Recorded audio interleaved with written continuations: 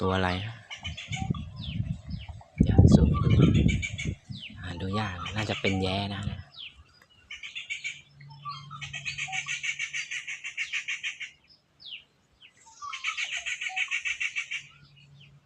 โอ้แย้ด้วย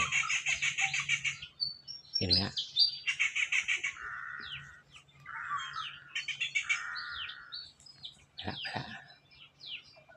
นั่นเนี่ยนั่นนะ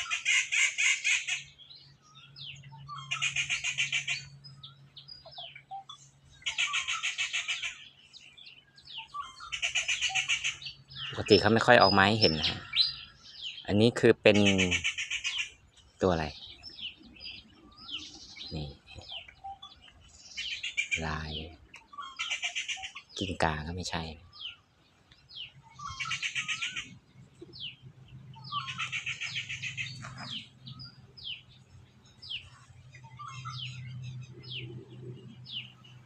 วิ่งไวไง